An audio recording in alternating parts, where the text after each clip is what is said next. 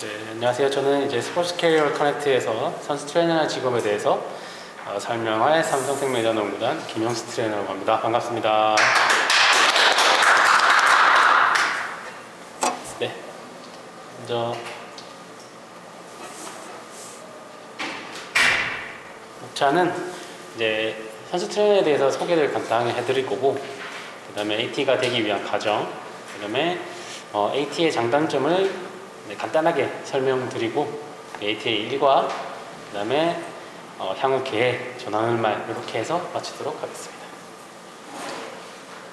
일단 제 소개부터 먼저 하겠습니다. 저는 경희대학교 스포츠학과를 졸업하였고요.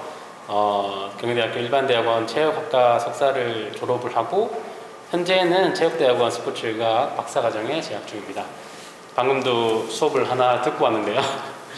네, 그래서 마음은 편합니다. 그리고 현장에서는 KGC 인삼공사 SOA 탁구단 트레이너로 있었고, 그 다음에 남자 농구 국가대표팀 트레이너, 그 다음에 현재 삼성생명 블루밍스 여자농구단의 트레이너로 재직 중입니다. 네, 짧게 영상 하나 보고 가실게요. 1분 정도 되거든요.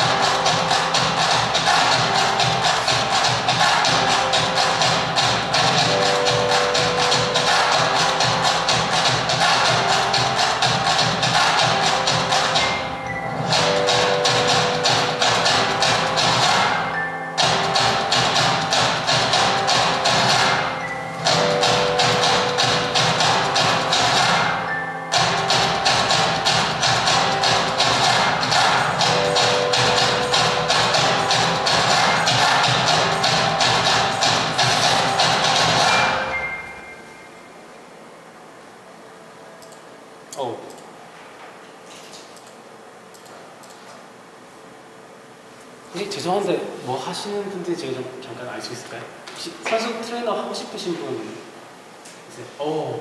다 하고 싶으신 분들이구나. 너무 반갑습니다. 되게 멋있지 않아요? 네. 저는 이거 영상 볼 때마다 되게 좀 뭐랄까, 이거 직업에 대한 자부심이랄까, 이런 게 좀 느껴져가지고 되게 좀 많이 뿌듯해요. 네, 현재 우리나라에서는 이제 선수 트레이너 직업이 이제 널리 알려지진 않았는데, 그래도 예전과는 확실히 좀 많이 달라진 분위기를 제가 현장에 있으면서 느낄 수도 있고, 그 다음에 또 그렇지만 또 하고 있는 저희 일의 전문성이라든지 아니면 일의 양에 비해서는 좀 대우가 좀 약하다라는 생각도 많이 가지고 있거든요. 네, 2016년도에 나타에서는, 나타는 다 아시죠? 잘 모르시나요? 나타 아시죠? 네, 미국의 선수 트레이너 협회인데요. 여기서는 AT는 의사와 협력하는 의료 전문가로서 선수들에게 부상 및 예방, 응급치료, 임상진단, 치료 및 재활의 서비스를 제공하는 직업이다 라고 보고를 하고 있습니다.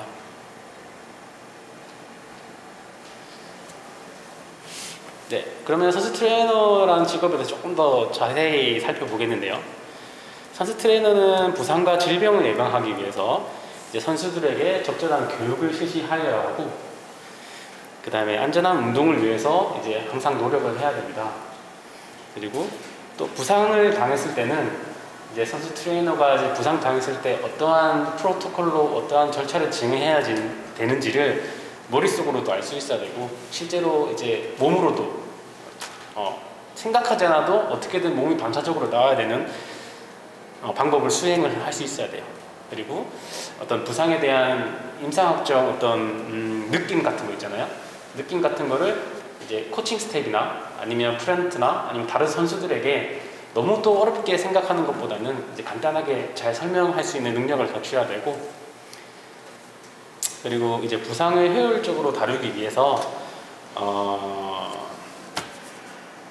어떤 좀 교과서에 나와 있는 것도 중요하지만 그 외의 것도 자기가 가지고 있는 어떤 노하우나 이런 것들로 치료와 재활을 할 수 있는 능력도 있어야 됩니다. 그리고 마지막으로 AT 관련된 기관, 나중에 설명드리겠지만 한국 트레이너 협회라든지 대한 트레이너 협회라든지 이런 조직 같은데 이제 가입을 해서 어떤 조직화 및 전문화를 조금 더 발전시킬 수 있는 능력을 갖춰야 합니다. 다들 이제 AT가 하고 싶으신 분들이니까 아마 이런 것들은 조금 다 아실 수도 있어요. 그래서 하기 위해서는 이제 대학교나 전문 대학원으로 들어가서 졸업하는 게 가장 빠른 방법인데요. 전공으로는 스포츠의학과, 경희대학교 스포츠의학과, 그리고 가 있죠. 체육학과, 물리치료학과를 졸업하시게 되면 훨씬 더 유리한 고지를 점령할 수가 있습니다. 관련 자격증은 저희가 다들 아실지도 모르겠지만 국가에서 인정되는 어떤 선수 트레이너에 대한 공인 자격증은 없어요. 지금은.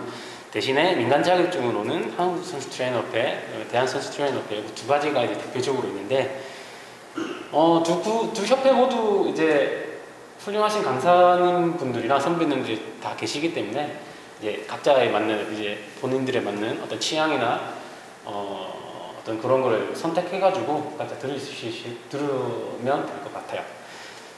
그 다음에 이거는 가장 기본적인 거고, 요거 이후에도 기타 자격증이 있는데, 요거는 NSCA나 SCSM, 그 다음에 NASM, 요런 미국에서 이제 공식력 있는 협회들도 많이 있거든요. 그래서 이 협회 과정이 한국에도 많이 있어요. 다들 아시겠지만. 그래서 이 협회들의 어떤 교육 과정을 듣고 시험을 치는 방법도 많은 도움이 됩니다. 네. 개인적으로 생각할 때 AT의 장단점,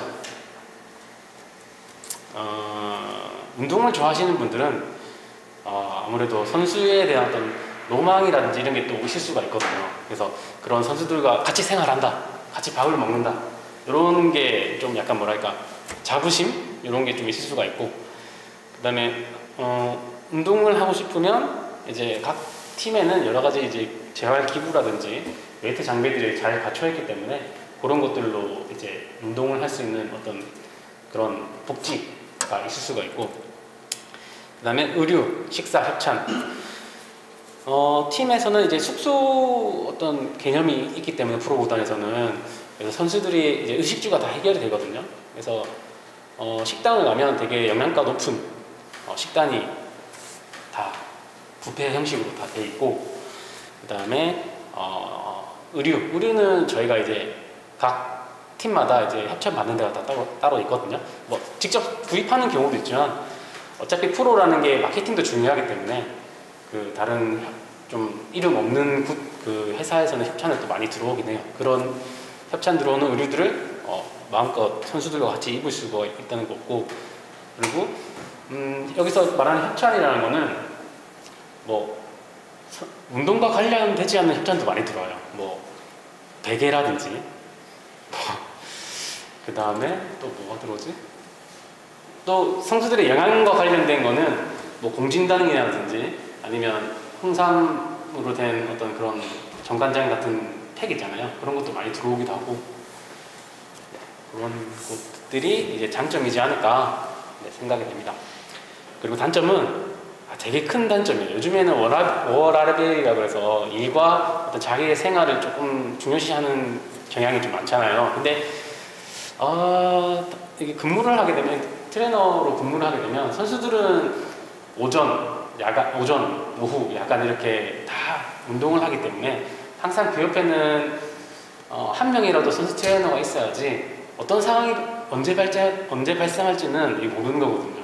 그래서 야간에도 발생할 수 있고 시합에도 발생할 수 있기 때문에 선수들은 이제 야간 끝날 때까지 항상 트레이너가 옆에 머물러야 하기 때문에 보통 끝나면 나중에 또 설명드리겠지만 보통 한 9시 정도 끝나는 건데, 저희는 이제 팀에 3명의 트레이너, 저 포함해서 3명의 트레이너가 있는데 돌아가면서 어차피 한 명만 있으면 돼요. 한 명만 있으면 이제 응급처치 어느 정도는 가능하니까 한 명만 남아서 이제 나머지 2분은 또 로테이션 돌아가면서 각자의 생활을 즐기고 있습니다. 네, 저는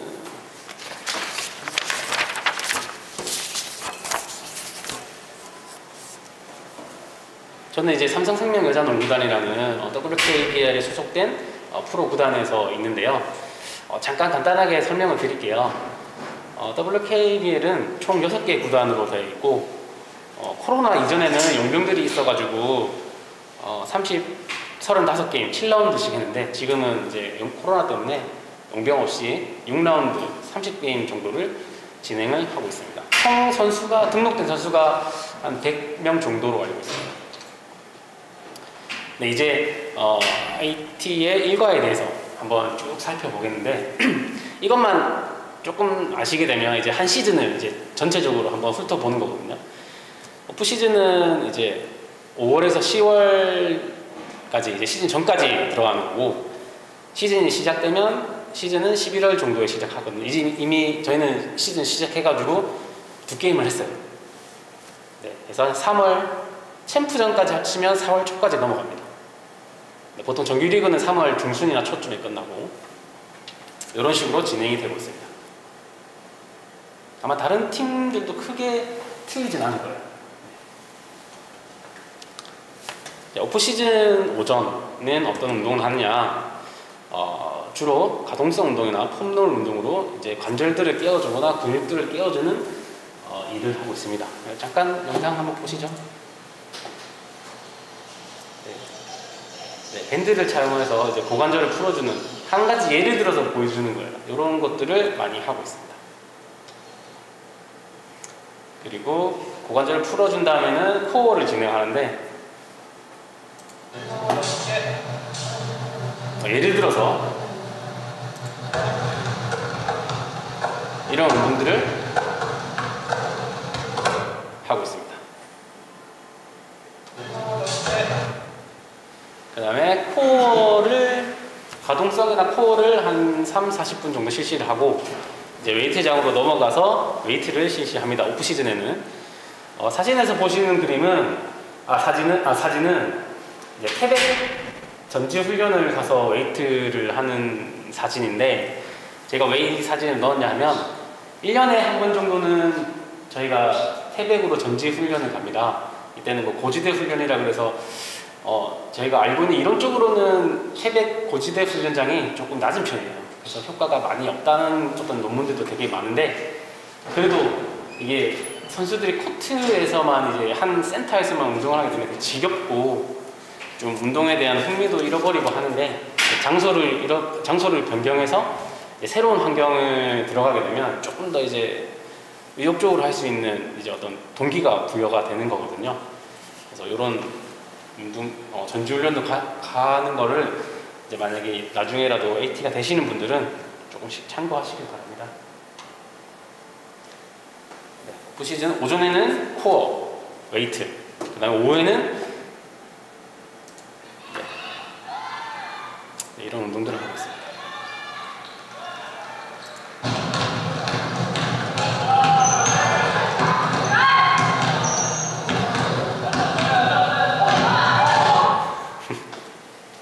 네, 오후에는 이제 비시즌 오후에는 농구 관련된 이제 운동보다는 체력적인 운동을 많이 하거든요. 그래서 이런 운동들을 해서, 농구는 근데 진짜 거의 안 해요. 그래서 여기 적힌 것처럼 3시 반에서 6시까지 운동을 하게 되면 거의 농구는 안 해요.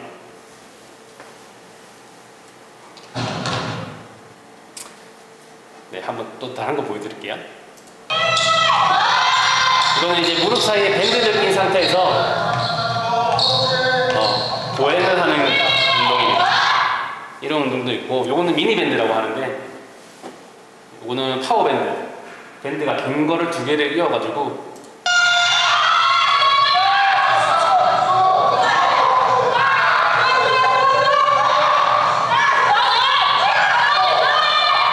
해보신 분 있으세요? 되게 힘들죠?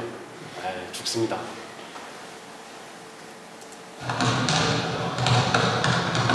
밸런스 운동.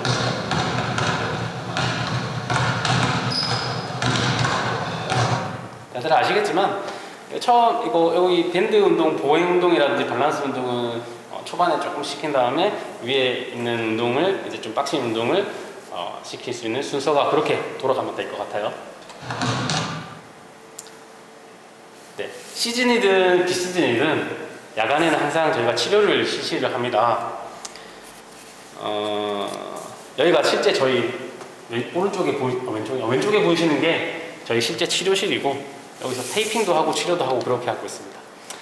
이때는 뭐 긴장된 근육을 좀 풀어주기도 하고, 그 다음에 통증이 있는 관절에는 여러 가지 뭐 치료 기구들을 사용하여서 통증을 좀 완화시키는 그런 역할을 하고 있고, 두 번째 사진은 이제 요 베드 왼쪽에 있는 사진 바로 정면에 있는 데거든요.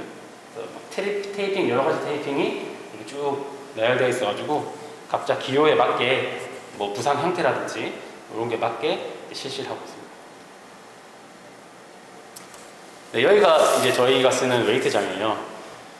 참고로 저희 센터에서는 혹시 아시는 분 계세요? 보정동에? 여기 용인 사시는 분, 근처 사시는 분 안 계세요? STC. 맞아요. 네, 아시는구나. 네. 거기 삼성 휴먼센터에 가시면 STC라고 저희 이제 센터가 있어요. 센터에는 이 웨이트장이 이렇게 큰 이유가 여자 농구, 남자 농구, 남자 배구, 그 다음에 배드민턴, 탁구, 태권도 이렇게 6개가 다 같이 모여있는 센터거든요. 축구는 워낙 크기 때문에 아마 다른 데 있어요. 그래서 저희가 쓰는 이제 웨이트장에 이렇게 있으면 오전에 제가 다른 팀을 어떻게 아냐면, 여기 있으면 오전에 보면 프로그램이라든지 이런 거에 다 시간 테이블이라든지 다 볼 거 아니에요. 그래서 보면 오전에 보면 바글바글해요. 여기 이게 엄청 큰 웨이트장인데도 불구하고 한 팀당 보통 한 예를 들어서 스태프까지 포함해서 20명이 넘는다 생각하면 세 팀만 60명이잖아요. 엄청 바글바글합니다. 네, 그리고 시즌에는 또 평일날, 비시즌은 보통 테이핑 잘 안 해요. 왜냐면 어떻게 할지 알고 있으니까 예측이 가능하니까 운동들이. 그래서 테이핑 잘 안 하는데 또 통증 있는 애들은 하긴 해요. 하긴 하는데 그렇게 많이 안 하고 이제 시즌 평일 오후 같은 경우에는 테이핑을 좀 많이 합니다. 발목이나 무릎은 기본으로 하고 있고, 그 다음에 뭐 손가락, 팔꿈치, 햄스트링 이런 것들 테이핑을 많이 하고 있습니다. 어깨, 허리까지 테이핑 굉장히 많은 시간을, 그러니까 한 3명 정도, 한 사람당 3명 정도의 테이핑을 하게 되면 테이핑 시간만 1시간 넘게 걸려요. 한 사람당. 네, 되게 하고 나면 진 빠지고 여름에는 땀도 많이 납니다. 잠깐만요. 무릎 테이핑 하는 거 제가 빨리 감게 해가지고 한번 잠깐 보여드릴게요.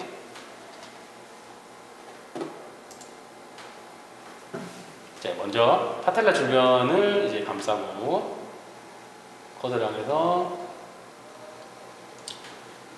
그 다음에 안쪽, 네, 바깥쪽, 다시 안쪽, 바깥쪽. 이게 하고 뒤에 파텔라 주변을 한 번 더 감싸면서 마찬가지로 안쪽이랑 바깥쪽을 한 번 더 감싸줍니다.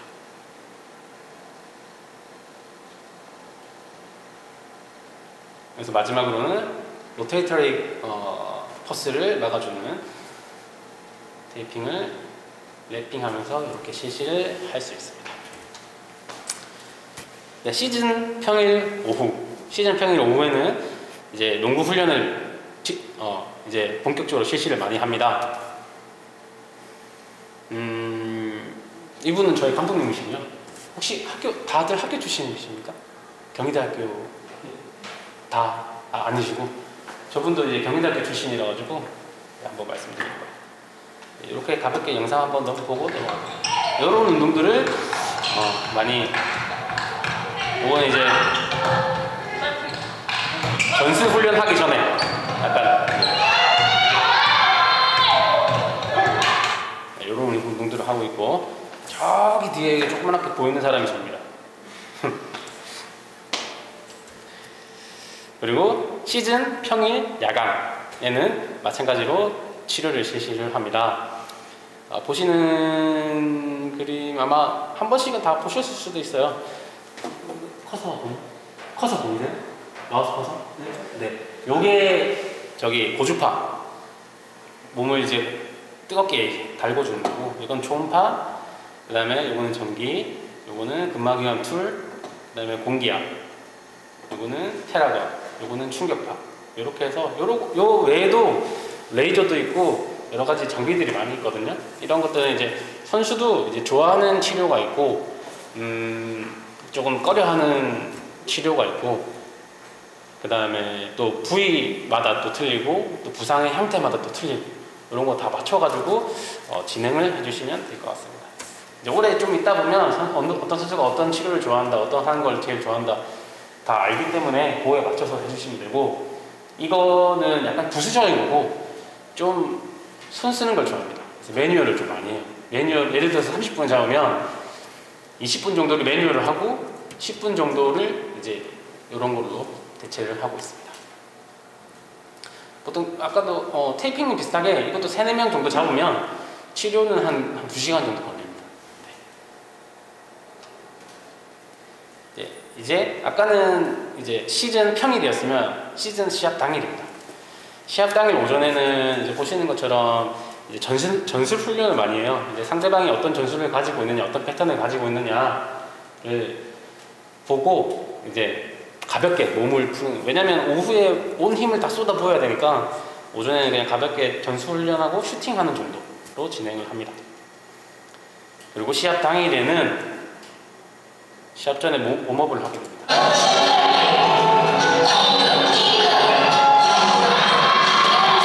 여기서 몸 풀고 있는 게 접니다.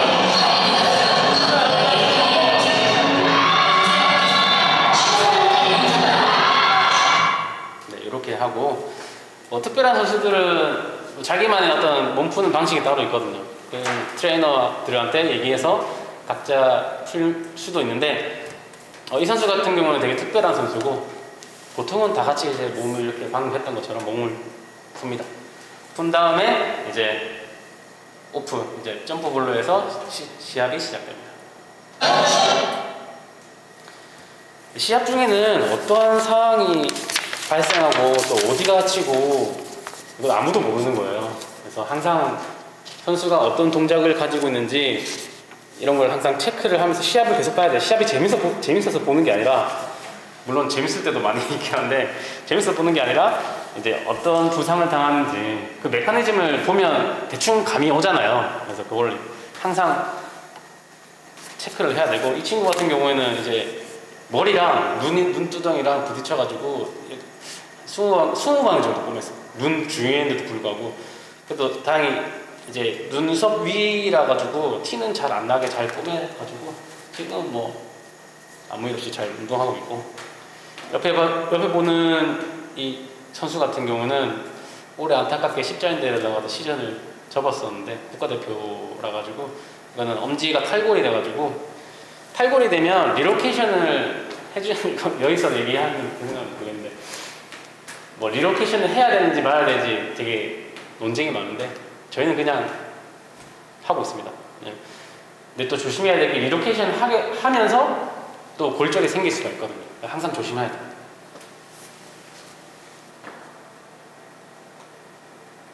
또 시합 중에는 또 여러 가지 영양성분을 섭취를 해줘야 되는데, 시합 전에는 주로 이제 아미노산을 많이 먹는 편이고, 그 다음에 카페인이라든지 여기 버니 부스터, 이런 것들을 부스터를 많이 먹는 편이고, 시합 전에는. 시합 중에는 여기 보이시는 파워 겔이라든지 덱스트로 에너지 겔, 이런 거를 많이, 그 다음에 여기 바이오스틸도 많이, 혹시 빨간 물 들어보신 적 있어요? 네, 빨간 물. 요거 바이오스틸을 탄 게 빨간 물이에요. 바이오스틸. 그리고 요거는 이제 액티베이터라고 카페인이 200mg이 들어있는 거, 엄청 많이 들어가 있어가지고 선수들이 이제 시합 전에 몸을 쫙 끌어올리는 그런 역할을 하고 있습니다. 그래서 카페인 같은 경우에는 이제 선수들이 직접적으로 몸을 많이 느끼는 거거든요. 그래가지고 많이 선호를 하고 있어요. 시합 전에 실제로 저희가 효과도 많이 받고, 2년 전에 저희가 우승을 했었는데, 그 우승할 때 액티베이터의 효과가 컸다고들 다들 얘기를 하고 있어요. 시합 후에는 이제 크라이오 테라피를 실시를 하는데, 크라이오테라피는 이제 관절염을 좀 통증을 완화해주고 피로 회복을 시키는 등의 목적으로 사용을 하고 있습니다. 그래서 마이너스 160도까지 내려가서 그 안에서 이제 3분 정도를 버티는데요. 엄청 춥습니다. 해보셨나요? 아, 네. 엄청 여자분들은 아마 못 제가 일반인도 해봤는데 못 견디는 분들도 많았어요. 네, 그래서 이렇게 하고 실제로 저희 락커에 있는 기구라 가지고 네, 시합이 평소에는 잘 사용, 왜냐면 이게 질소가스가 되게 비싸거든요. 그래가지고 평소에는 잘 사용은 안 하고 시합 끝나고 이제 선수 시간을 맞춰가지고 몇 분에 뛰었냐 대략적으로 판단을 한 상태에서 죄송합니다. 이 크라이오를 실시를 합니다. 이제 이렇게 되면 이제 저희가 한 시즌을 여행을 한번 한 거예요. 네, 한 시즌 비시즌의 평일, 그 다음에 시즌의 평일, 그 다음 시합 당일 이렇게 해서 오전, 오후, 야간 치료까지 해서 한 시즌을 쭉 이제 3월 달부터 5월 달부터 다음 3월 달까지 한번 쫙 여행을 한번 해봤습니다. 그래서 3월에 시즌이 끝나게 되면 저희가 좀 좋은 게 뭐냐면 아까 제가 말씀 안 드렸는데 장점에서 4월부터 5월 정도 한 6주 정도는 각자의 어떤 재정비 시간을 가져서 그때 동안에는 뭐 특별히 아픈 선수가 없으면 이제 여행을 가든지 네, 자기가 하고 싶은 뭐 취미를 하든지 공부를 좀 더 하든지 하면 각자의 시간을 맞춰가지고 여유를 즐기시면 될 것 같습니다. 네, 이제 AT의 향후 계획에 대해서 한번 살펴보겠는데요. 2022년도 미국 고용통계국에서는 선사 트레이너 고용은 2020년부터 30년까지 대략 한 23% 정도 증가할 거로 예상되는데 이게 되게 공신력 있는 미국 고용통계국이랑 미국 정부에서 발표한 거라 가지고 되게 공신력 있고 공신력 있는 자료라 가지고 아마 믿으셔도 될 것 같습니다. 그래서 이게 밑에 여기 커서에 보이는 밑에 그래프가 이제 애슬레틱 트레이너 AT가 23% 정도의 어떤 고용 증가가 예상되고 다른 헬스케어 관련된 직장들은 14%, 그다음에 직업을 통틀어서는 8% 정도로 증가할 것인데 23%라면 엄청 큰 증가 수치죠. 네, 이렇게 증가할 예상이고 이제 많이들 궁금하시는 게 급여인데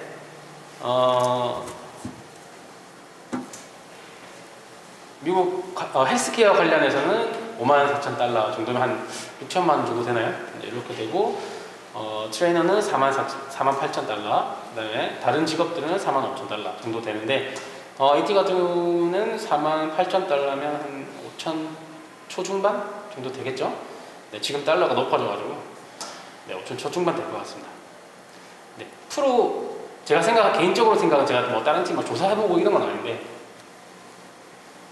그 프로 구단에서는 이 정도 저희 한국에서도 이 정도까지는 아니더라도 요즘랑 비슷하게 조금 낮게 받는 걸로 알고 있습니다. 저는 기본 처음에 이제 프로그램 들어가면 4,000 정도에서 시작하는 걸로 알고 있고 조금 이제 연차가 된다 중간 정도 한 5,000 중반 조금 이제 딱 한 10몇 년, 20년 됐다 하면 한 6,000까지 정도, 한 7,000 그렇게 많이 높진 않죠. 네, 일을 하는 양이나 전문성에 비해서는 그렇게 많은 거라고 생각은 안 됩니다. 그리고 요건 좀 사담인데 이거는 약간 단점이다 장점이에요. 이게 저희가 정규직이 아니에요. 다들 아실지도 모르겠지만 정규직이 아니라 가지고 개인 사업자로 들어가는데 제가 이런 얘기 해도 될지 모르겠지만 개인 사업자는 세금을 정규직보다는 조금 덜 떼요. 그래서 대신에 4대 보험이 안 돼가지고 직접적으로 받는 페이는 정규직보다 높을 수는 있지만 나중에 또 보험이 안 되기 때문에 또 어떻게 될지 모르니까 그거에 대한 어떤 단점은 있어요. 네, 저는 참고로 이거보다는 조금 더 받고 있습니다. 네. 네, 그 외에도 이제 프로팀이나 어떤 그런 선수들뿐만 아니라 학교 체육의 엘리트에서도 AT에 대한 필요성이 강조되고 있는데,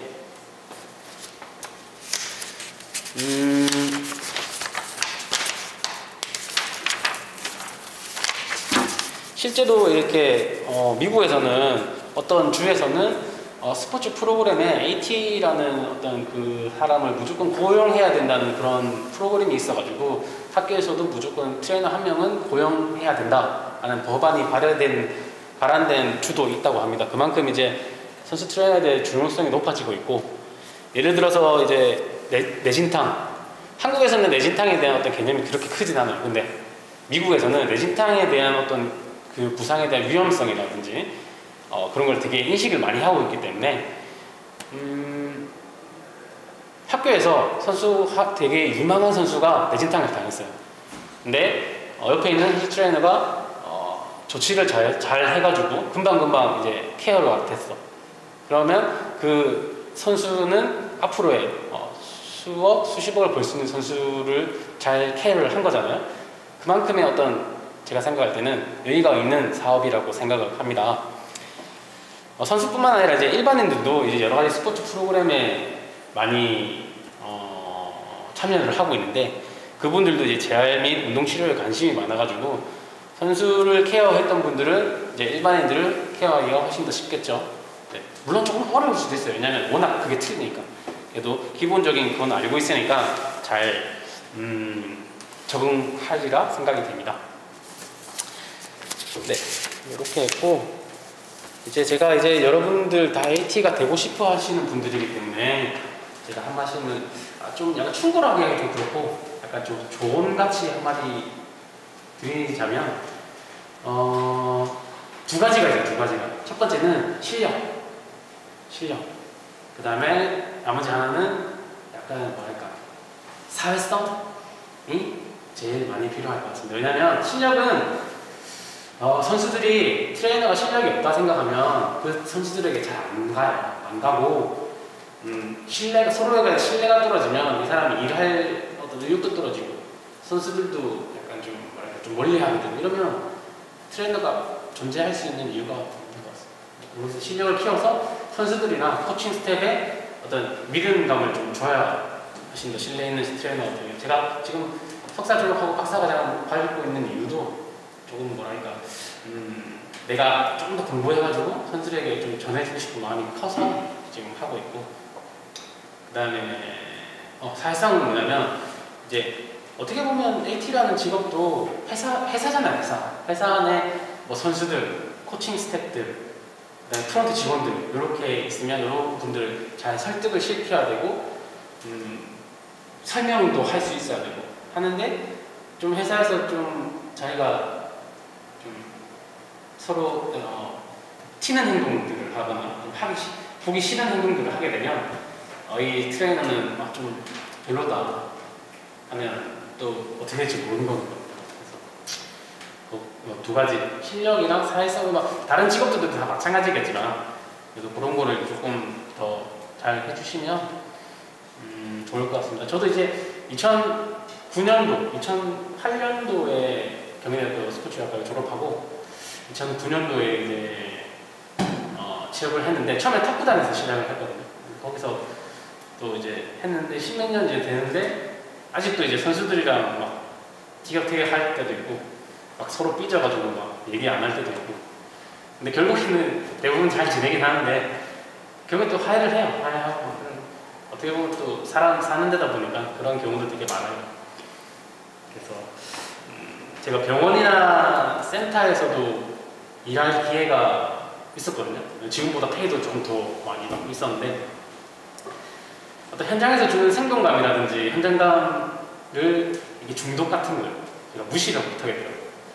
제가 병원이나 센터 가면 맨날 보시는 분들이 일반인들, 힘없는 분들, 할아버지, 할머니들, 뭐 물론 싫은 건 아니지만 제가 이게 살아가면서 좀 에너지를 못 받을 것 같은 기분이 드는 거예요.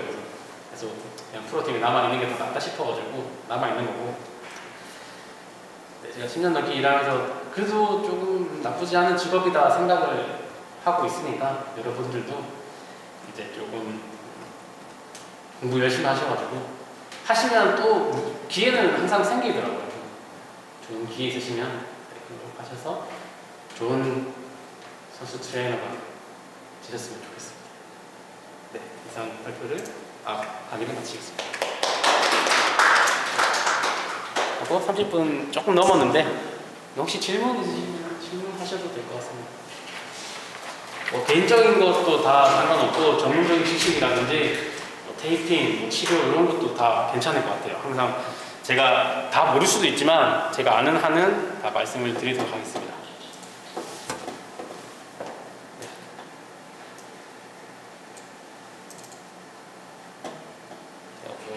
네. 채용 계획이 올해나 내년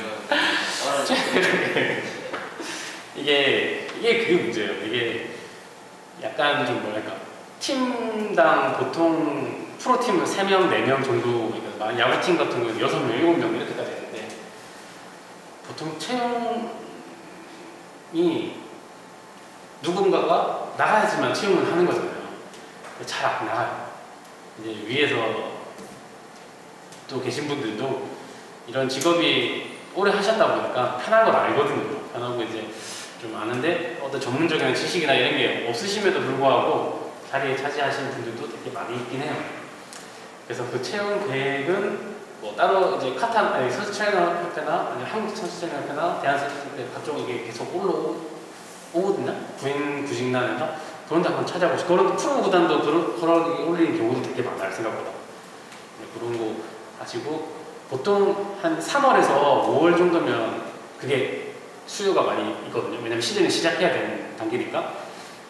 지금 10월에 3월에서 5월 정도, 5월 정도에서 그 한국 트레이너협회나 대한 선수 트레이너협회에 들어가셔서 채용 공고를 계속 한번 유심히 보시는 게 좀 더 도움이 될 것 같고, 주변에 누군가 아시는 분이 있으시면 또 친하게 지내시면서 그분한테도 또 조언 같은 거 들어오셔도 될 것 같습니다. 근데 그렇게 농구뿐만 아니라 배구 이런 데도 은근히 자리가 계속 좀 생겨요. 왜냐면 성적이 안 좋으면 조금 잘 안 했다가 새로운 사람 들어오기도 하고 감독님 바뀌시면 또 새로운 사람 들어오기도 하고 그렇게 하거든요. 그런 거 하고 그 다음에 대한체육협회에 가시면 또 구직난이 있어요. 거기 뭐 지금 진천이라든지 그런 것도 채용 계획이 가끔 뜨니까 이게 아까 제가 말씀드린 것처럼 정기직 전환이 안 되도록 해야 되니까 꼭 1년씩 계약을 안 하더라고요. 그래서 1월부터 뭐 11월까지는 일하고 한 달은 쉬었다가 다시 계약하고 이런 경우도 많거든요. 그런 것도 뭐 짧긴 하지만 그래도 많은 대표팀에서 경험하는 큰 경험이 될 것 같으니까 대한체육협회에서나 뭐 진천사주촌에서 나오는 부인 구직난 한번 잘 살펴보시면 좋을 것 같습니다. 채용이 제일 힘들죠, 취업이. 한번 들어오면 잘 안 나가시더라고요. 강제로 보내시죠.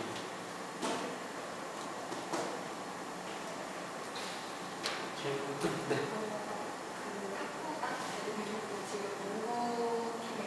네. 약간 그런 종목을 정하는 기준, 종목을 정하는 기준 같은 건 없었고, 제가 가고 싶어서 간다기보다는 이제 좀 콜이 있으면 뭐 그런 채용 계획 같은 게 있으면 어떻게 한번 넣어보는 거고 종목은 잘 따지지 않습니다. 개인적으로는 축구를 좋아하는데 축구는 좀 그런 게 있어요. 좀 야외 스포츠랑 실내 스포츠랑 조금 실외가 힘들어요. 비가 오거나 눈이 오거나 춥거나 덥거나 하면 제가 그렇다고 안 그런 건 아니지만 그런 것도 좀 영향을 받을 수가 있고 종목을 다 가리는 건 없어요. 그래서 저는 탁구단에서 약간 좀 어깨 쪽에 공부를 좀 많이 했고 여기 농구 쪽에 있으면서 좀 하지 쪽에 공부를 많이 해가지고 제 개인적으로는 그래서 조금 둘 다 도움이 많이 되지 않았나 그렇게 생각하고 있습니다. 네, 그럼 종목에 대한 이해도가 엄청 많이 필요한 건지 아니면 조금 필요해요. 그러니까 엄청 많이 선수만큼 필요한 건 아니지만 그래도 어느 정도의 그 스윙이 어떻게 되는 예를 들어 탁구는 이 상태에서 이렇게 어덕션이나 내비션 다 쓰잖아요. 이런 스윙 같은 거를 할 때 또 오버헤드랑 또 탁구 스윙이랑은 좀 틀려요. 이게 오버헤드 탁구 쪽으로 가시면 오버헤드 많이 쳤더라고요. 근데 오버헤드 보라고는 밑에서 위로 올라오는 스윙이기 때문에 이런 거 좀 틀린데 이런 것들을 좀 잘 구분하셔야 이게 더 중요할 것 같아요. 답변 됐나요? 선출이나 비선출이랑 그런 거. 네, 선출. 저희 지금 헤드 선생님이 야구 선수 출신이세요. 그래가지고 선수 출신이어서 장점은 선수들의 마음을 좀 잘 이해할 수 있고 어떤 동작 같은 거를 좀 잘 할 수 있다는 장점이 있지만 좀 공부했던 사람만큼의 어떤 그 공부량을 잘 못 따라가요. 저희는 이제 다들 아시겠지만 수능도 밑에서부터 계속 몇 년 동안 공부한 수능도 보고 또 대학에서 공부하고 그거를 이제 취업을 해서 하려면 되게 힘들어요. 그 버릇이 좀 제가 많이 봤거든요. 선수 출신 트레이너 많이 봤어요. 근데 성격 좋은 뭐 이런 사람들은 다 하는 경우도 있고 근데 공부 양은 잘 못 따라가지만 그래도 뭐 선수 활약이라든지 어떤 뭐 실전, 테이핑이나 치료 같은 거는 조금 더 나을 수도 있어요. 근데 각자의 장단점이 좀 있는 것 같아요. 하시면 만약에 3명에서 계신데 들어가시게 되면 잘 맞으신 분이랑 일하게 되는 것도 큰 복이거든요. 잘 안 맞게 되면 되게 힘들어요. 왜냐면 하루 종일 9시부터 9시까지 저녁 9시, 21시까지 계속 같이 붙어 있는 사람이랑 이 사람이 잘 안 맞으면 되게 사람 관계가 좀 많이 힘들거든요. 그래서 받으시면 뭐 선수 출신 분 계시면 그분은 이제 실전적이나 뭐 이런 선수 치료하는 쪽에 특화되어 있으면 그쪽으로 가시면 되고 설명하시는 거나 뭐 공부 쪽으로 이런 거 하시면 또 그쪽으로 좀 같이 잘 보충해 주셔서 해주시면 돼요. 지금 저는 그렇게 하고 있어요. 헤드 선생님이랑 같이 잘 맞진 않지만 잘 맞추고 있습니다.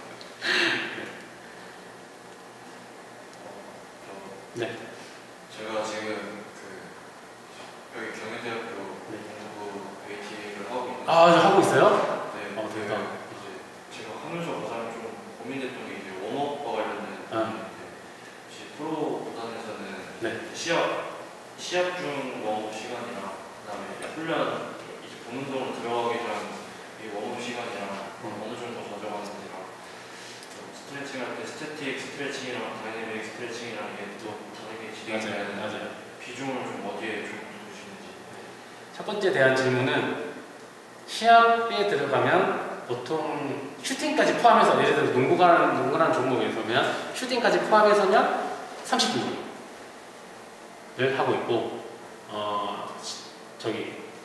시합 아니면 평일날에는 웜업이라기보다는 본 운동 1시간 하고 1시간은 체력 운동을 좀 해요. 그 체력 운동 안에는 뭐 이렇게 막 뛰는 것만 포함된 게 아니라 좀 유로머스큘러 같은 트레이닝 같은 그런 뭐 밸런스라든지 좀 스쿼트를 뭐 보수에서 한다든지 이런 동작들도 많이 들어가 있거든요.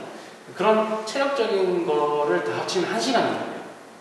그 다음에 그 본 운동은 들어가기 때문에 웜업이라는 개념은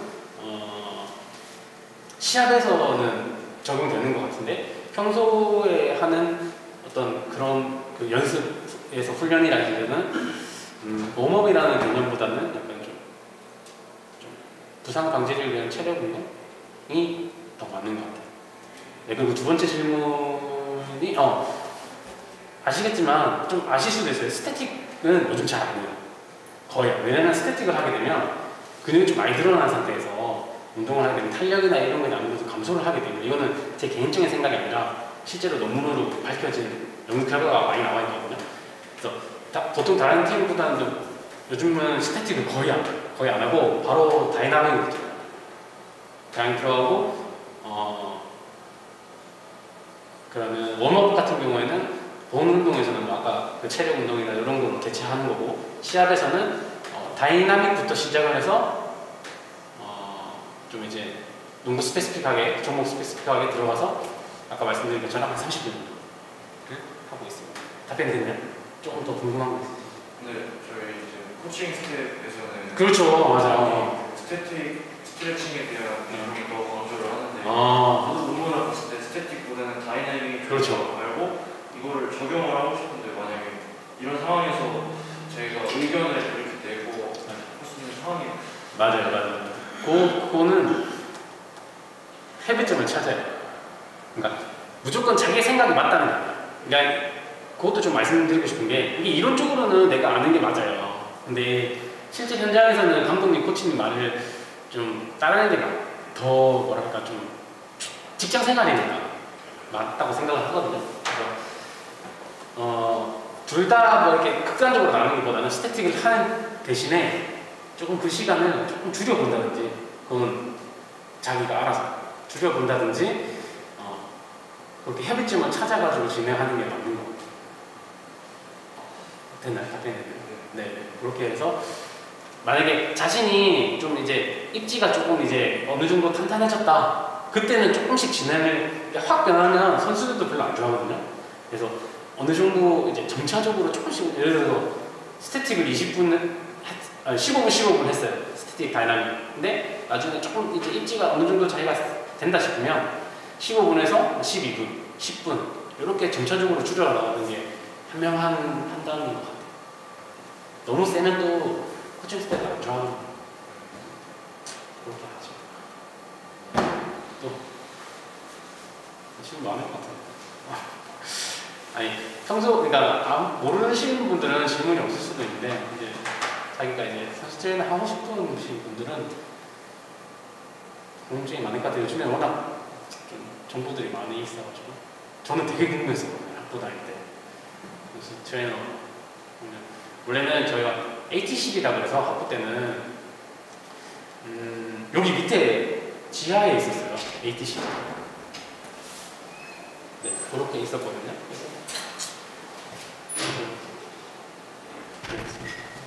또 하시고 싶은 질문? 네, 걔는 네, 시간 딱 맞춰 끝내라고 들어온 것 같아요. 그러면 여기까지 해도 될까요? 네, 알겠습니다. 혹시 뭐 네, 질문 있으시면 따로 나중에 한번 볼 기회가 있겠죠? 네, 그때 한번 보시면 되고, 네, 긴 강의 들어주시느라 다들 수고하셨습니다. 감사합니다. 네.